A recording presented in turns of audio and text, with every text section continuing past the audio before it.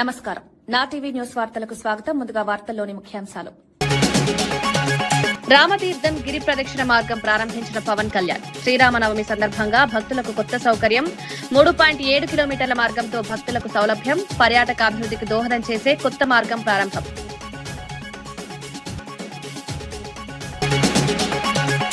రేవంత్ వ్యాఖ్యలపై బండి సంజయ్ విమర్శలు. ప్రజల్లో విభేదాలు సృష్టించే రాజకీయాలపై ఆరోపణలు. మహిళా రిజర్వేషన్ అంశంపై స్పందన. విభజన రాజకీయాలు మానుకోవాలని సూచన.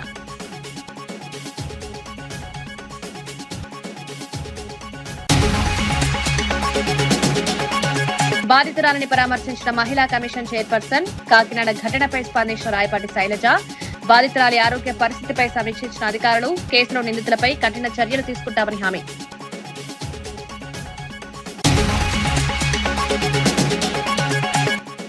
విశాఖ సముద్ర తీరంలో సన్కేఫ్ ప్రారంభించిన సిపి బాక్షి. అరకు కాఫీ రైతులకు ప్రోత్సాహంగా సన్కేఫ్ ఏర్పాటు. పర్యాటకులకు ప్రత్యేక అనుభూతి అందించి విశాఖలో కొత్త ఆకర్షణగా నిలిచిన కేఫ్.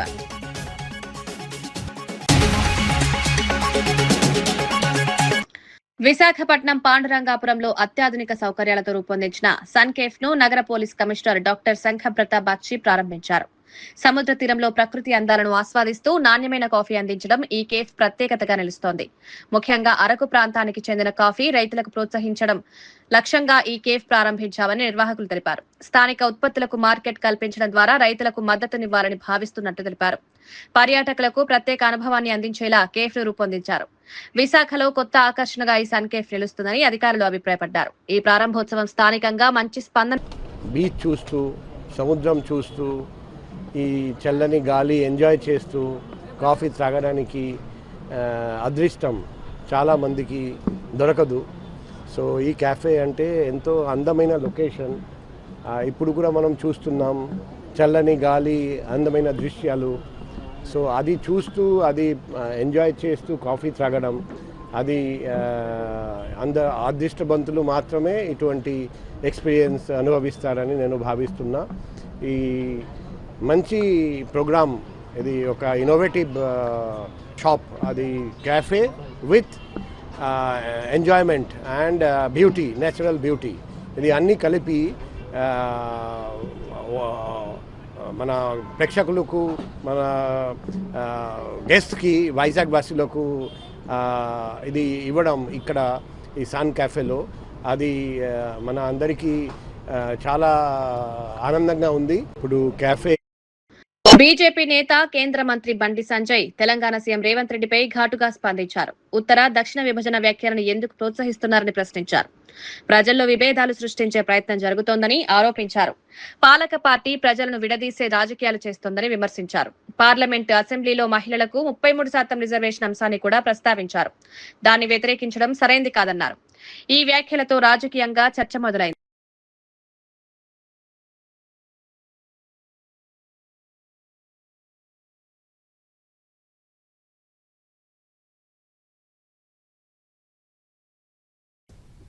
డీలిమిటేషన్ ప్రాసెస్ ఇంకా స్టార్ట్ కాలేదు.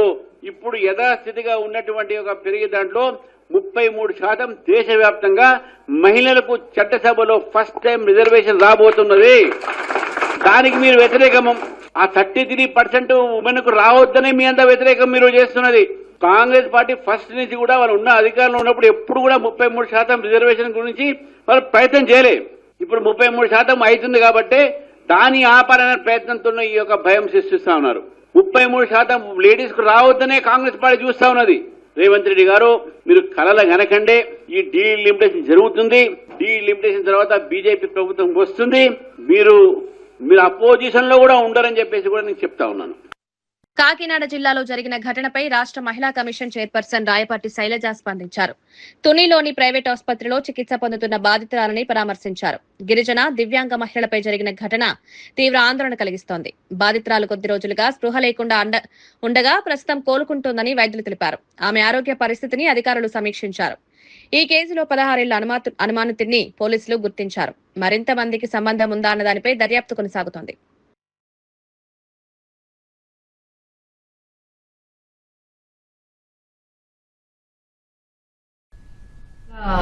మహిళ మీద అత్యాచారం జరిగింది. తను తోటలోకి వెళ్ళినప్పుడు ఫిజికల్లీ డిసేబుల్, తను మూగా చెవిటి.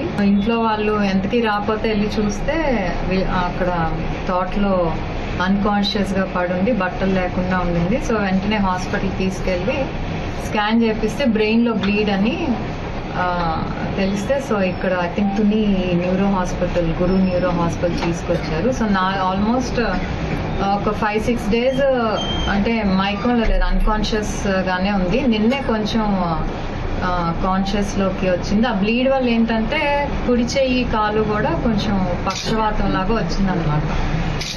సో దానికి ఫిజియోథెరపీ చేస్తున్నారు. ఎవరైతే చేశారో ఇది అతనైతే ఐడెంటిఫై చేశారు. Is less than 18 years, 16 years. కాకపోతే ఇంకా విక్టిమ్ ఇంకా పూర్తిగా కాన్షియస్ లోకి రాలేదు. అంటే తనతో కూడా అందరూ కమ్యూనికేట్ చేయలేరు, ఒక్క ఫ్యామిలీ తప్పితే. నిన్న కొంచెం పిక్చర్ చూపిస్తే ఐడెంటిఫై చేసి రియాక్ట్ అయింది. ఈ రోజు మళ్ళీ కొంచెం ఇప్పుడు మాట్లాడించాను తెలిసి ఇంకొంచెం డ్రౌజీగా ఉంది, ఎందుకంటే ఇంకా ఫుల్ గా హెడ్ ఇంజరీ కాబట్టి మినిమం విల్ టేక్ టైం. అయితే ఇప్పుడు గవర్నమెంట్ ఉన్న యాటిట్యూడ్ ఏదైతే చాలా క్లియర్ గా చెప్తున్నారు, ఆడవాళ్ళ జోలికి వస్తే అదే ఆఖరి రోజు అని. దాని వల్ల కానివ్వండి, పోలీసింగ్ వల్ల కానివ్వండి, మన స్టేట్ లో ఏదైతే తీసుకుంటున్నారో వీటి వల్ల రోడ్స్ మీద క్రైమ్ తగ్గిపోయింది. అది ఎనీవన్ కెన్ సే. ఎవరు చేసినా కూడా వాళ్ళని ఇది చేయడానికి మాకైతే ఫ్రీ హ్యాండ్ ఉంది, అదొక్కటి చెప్పగలను నేను. వాణిజ్య గ్యాస్ సరఫరాపై కేంద్ర ప్రభుత్వం కీలక నిర్ణయం తీసుకుంది. కమర్షియల్ ఎల్పీజీ సరఫరాను 20% నుంచి 50% పెంచినట్లు ప్రకటించింది. హోటళ్లు, క్యాంటీన్లు, వలస కార్మికులకు ప్రాధాన్యం ఇవ్వాలని రాష్ట్రాలకు సూచించింది. చిన్న వినియోగదారుల కోసం 5 కిలోల సిలిండర్ను పంపిణీ చేయాలని నిర్ణయించింది. మొత్తం 26 రాష్ట్రాలకు 22,000 టన్నుల ఎల్పీజీ కేటాయించింది. ఈ నిర్ణయం వల్ల చిన్న వ్యాపారులకు ఉపశమనం లభించనుంది. గ్యాస్ అందుబాటు మెరుగుపడుతుందని అధికారులు భావిస్తున్నారు. సరఫరా వ్యవస్థను బలోపేతం చేసే దిశగా ఈ చర్యలు తీసుకుంటున్నారు. एलपीजी से पीएनजी पर शिफ्ट हुए हैं। इसके अलावा 2.5 लाख नई एप्लीकेशन या रजिस्ट्रेशन भी प्राप्त हुए हैं। एलपीजी के संबंध में यहाँ पर भी कोई डिस्ट्रीब्यूटरशिप पर कोई ड्राई आउट नहीं है। ऑनलाइन बुकिंग अच्छी है, लगभग 92%। पैनिक बुकिंग तो नहीं कहूँगी, लेकिन बुकिंग का लेवल ज़रूर ज़्यादा है, लेकिन डिलीवरी पूरी तरह सामान्य है। जैसा कि मैंने पहले बताया कि 21 तारीख को भारत सरकार ने कमर्शियल एलपीजी का क्वांटिटी 20% से बढ़ाकर 50% किया, और उसमें भारत सरकार ने सभी स्टेट गवर्नमेंट से रिक्वेस्ट किया कि dhaba, hotel, industrial canteen, community kitchens या कैंटीन्स, सब्सिडाइज कैंटीन्स जो राज्य सरकार या लोकल बॉडीज चलाती हैं, उन सभी को प्रायोरिटी दी जाए। इसके अलावा जो माइग्रेंट लेबर हैं उनको भी 5 किलो का सिलेंडर देने में प्रायोरिटी की जाए। इन सब के फलस्वरूप लगभग अभी तक 26 स्टेट्स ने 22,000 टन कमर्शियल एलपीजी एलोकेट की है, और allocation is all over the country. जहां पर राज्य सरकार ने एलोकेट किया है वो भी है इस क्वांटिटी में, और जहां हमारी ऑयल मार्केटिंग कंपनीज दे रही हैं वह मात्रा भी इसमें सम्मिलित है। इस सब के प्रयासों के फलस्वरूप कल लगभग 30,000 5 किलो के सिलेंडर दिए गए हैं। केरोसिन के संबंध में भी जैसा आपको पता है, भारत सरकार ने as an alternate fuel option additional allocation किया है सभी राज्य सरकारों को, और यहाँ पर भी लगभग 16 राज्य और यूनियन टेरिटरीज में एलोकेशन ऑर्डर्स जारी हुए हैं। कंज्यूमर्स हैं जो एलपीजी से पीएनजी पर शिफ्ट हुए हैं। इसके अलावा 2.5 लाख नई एप्लीकेशन या रजिस्ट्रेशन भी प्राप्त हुए हैं। एलपीजी के संबंध में यहाँ पर भी कोई डिस्ट्रीब्यूटरशिप पर कोई ड्राई आउट नहीं है। ऑनलाइन बुकिंग अच्छी है, लगभग 92%। पैनिक बुकिंग तो नहीं कहूँगी, लेकिन बुकिंग का लेवल ज़रूर ज़्यादा है, लेकिन डिलीवरी पूरी तरह सामान्य है। जैसा कि मैंने पहले बताया कि 21 तारीख को भारत सरकार ने कमर्शियल एलपीजी का क्वांटिटी 20% से बढ़ाकर 50% किया, और उसमें भारत सरकार ने सभी स्टेट गवर्नमेंट से रिक्वेस्ट किया कि dhaba, hotel, industrial canteen, community kitchens या कैंटीन्स, सब्सिडाइज कैंटीन्स जो राज्य सरकार या लोकल बॉडीज चलाती हैं, उन सभी को प्रायोरिटी दी जाए। इसके अलावा जो माइग्रेंट लेबर हैं उनको भी 5 किलो का सिलेंडर देने में प्रायोरिटी की जाए। इन सब के फलस्वरूप लगभग अभी तक 26 स्टेट्स ने 22,000 टन कमर्शियल एलपीजी एलोकेट की है और allocation is all over the country. जहां पर राज्य सरकार ने एलोकेट किया है वो भी है इस क्वांटिटी में, और जहां हमारी ऑयल मार्केटिंग कंपनीज दे रही हैं वह मात्रा भी इसमें सम्मिलित है।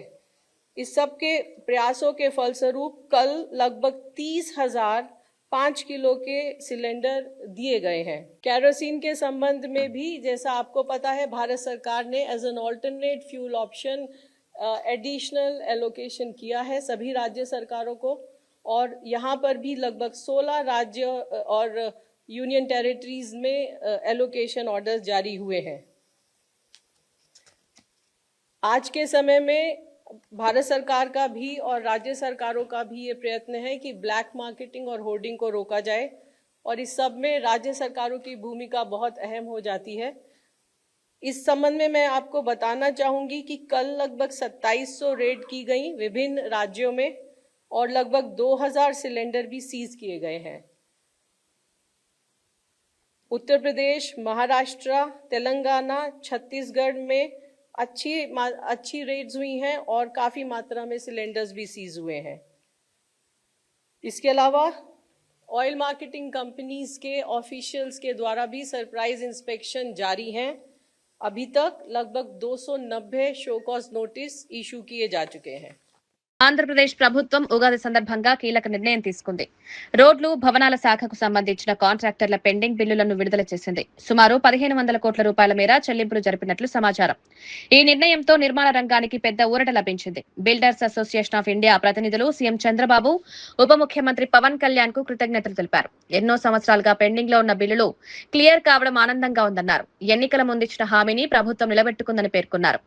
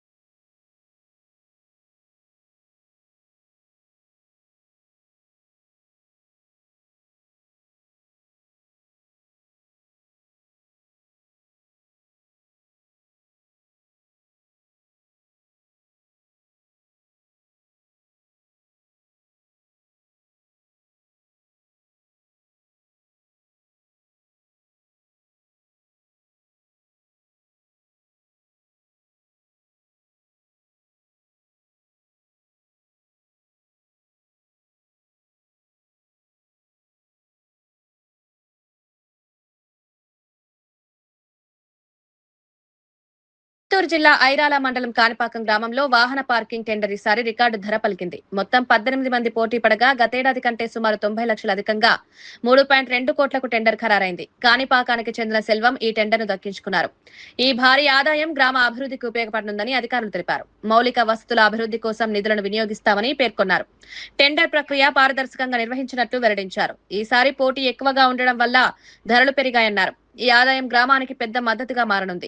థ్యాంక్స్ టు సీఎం సార్ అని చెప్పుకోవడానికి ఇక్కడ కాంట్రాక్టర్ సోదరులు రాష్ట్రంలో ఉన్నటువంటి 1000 మంది R&B, పంచాయతీరాజ్, అదేవిధంగా రోడ్డు వర్క్స్ చేసేటువంటి మిగతా డిపార్ట్మెంట్స్లో ఉన్నటువంటి కాంట్రాక్టర్ అందరూ ఇక్కడ కూడి వారికి మా ధన్యవాదాలు తెలియజేసుకుంటున్నాం.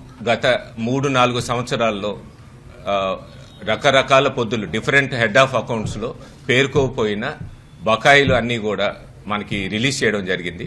దీనికి ఎంతో ఆనందంతో మేము కాంట్రాక్టుల తరఫున, మా అసోసియేషన్ తరఫున కృతజ్ఞతలు తెలుపాలని ఈ ప్రెస్ కాన్ఫరెన్స్ పెట్టాము. మేము కాంట్రాక్టర్లందరూ ప్రతి ఒక్కళ్ళకి పేమెంట్ ఈ మార్చి లోపల వచ్చినాయి, అందరికీ టర్నోవర్లు పెరిగినాయి.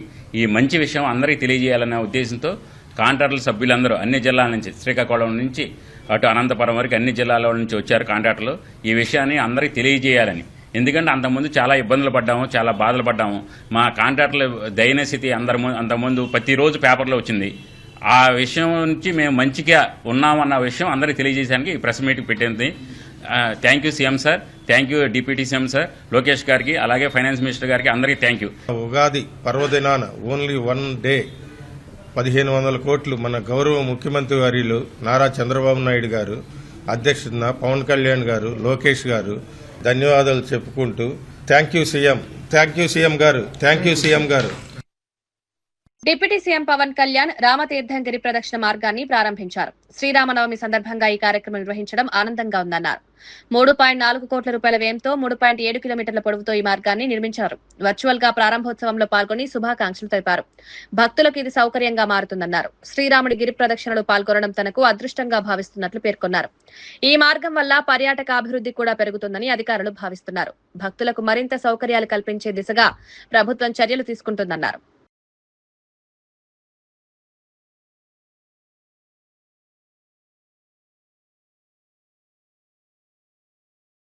హైదరాబాద్ మియాపూర్ ప్రాంతంలో భారీ ట్రాఫిక్ జామ్ ఏర్పడింది. మదినాగుడి నుంచి చందానగర్ మార్గంలో దాదాపు 2 కిలోమీటర్ల మేర వాహనాలు నిలిచిపోయాయి.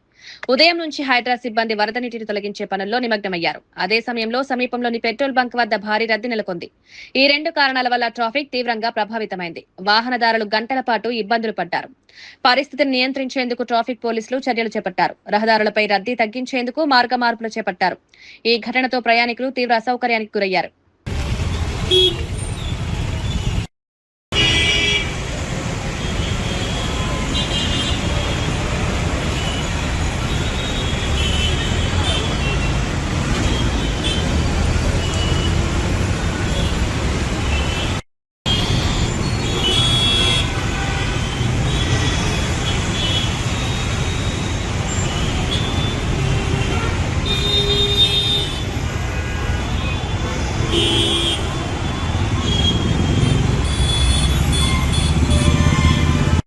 అమ్రాబాద్ టైగర్ రిజర్వ్ ప్రాంత ప్రజల అభివృద్ధిపై ప్రభుత్వం కీలక చర్యలు చేపడుతోంది. ఉప ముఖ్యమంత్రి భట్టి విక్రమార్క ఈ విషయాన్ని వెల్లడించారు.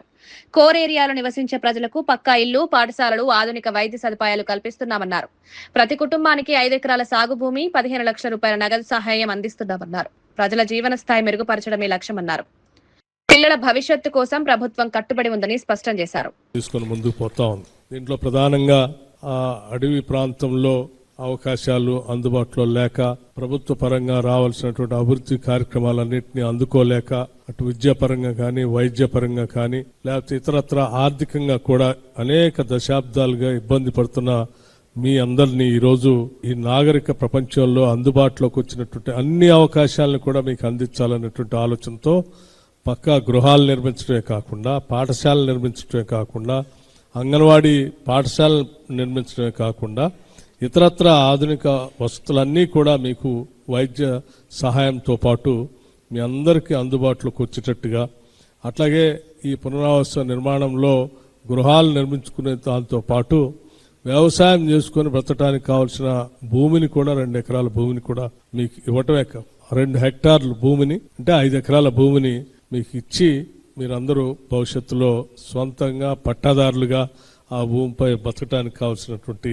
ఈ చట్టసభని, ప్రజాస్వామ్యాన్ని గౌరవించి తద్వారా దాని ద్వారా వచ్చేటువంటి గౌరవం కూడా మీ అందరికీ ఆపాదిస్తూ మీ అందరికీ అందుబాటులోకి వచ్చేటట్టుగా చేసేటువంటి ఈ కార్యక్రమంలో భాగంగా ఇప్పుడు ఒక్కొక్కరికి 15 లక్షల రూపాయలు నగదును చెక్ను అందించే కార్యక్రమం కూడా ఈరోజు ఈ సభలో మీ అందరికీ ఏర్పాటు చేస్తా ఉన్నాం. భవిష్యత్తులో మీ అందరి కుటుంబాలు, పిల్లలు బాగా అభివృద్ధి చెందాలని, బాగా చదువుకోవాలని, ఉన్నతంగా ఎదగాలని రాష్ట్ర ప్రభుత్వం. వార్తలు ముగించే ముందు ముఖ్యాంశాలు మరోసారి. రామతీర్థం గిరి ప్రదక్షిణ మార్గం ప్రారంభించిన పవన్ కళ్యాణ్. శ్రీరామనవమి సందర్భంగా భక్తులకు కొత్త సౌకర్యం. 3.7 కిలోమీటర్ల మార్గంతో భక్తులకు సౌలభ్యం. పర్యాటక అభివృద్ధికి దోహదం చేసే కొత్త మార్గం ప్రారంభం.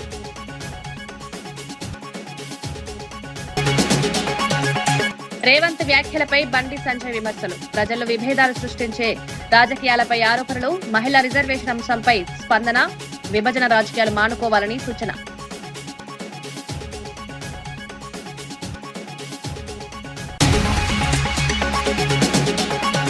బాధితురాలని పరామర్శించిన మహిళా కమిషన్ చైర్పర్సన్. కాకినాడ ఘటనపై స్పందించిన రాయపాటి శైలజ. బాధితురాలి ఆరోగ్య పరిస్థితిపై సమీక్షించిన అధికారులు. కేసులో నిందితులపై కఠిన చర్యలు తీసుకుంటామని హామీ.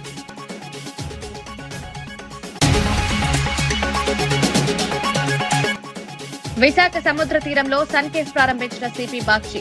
అరకు కాఫీ రైతులకు ప్రోత్సాహంగా సన్కేఫ్ ఏర్పాటు. పర్యాటకులకు ప్రత్యేక అనుభూతి అందించి విశాఖలో కొత్త ఆకర్షణగా నిలిచిన కేఫ్.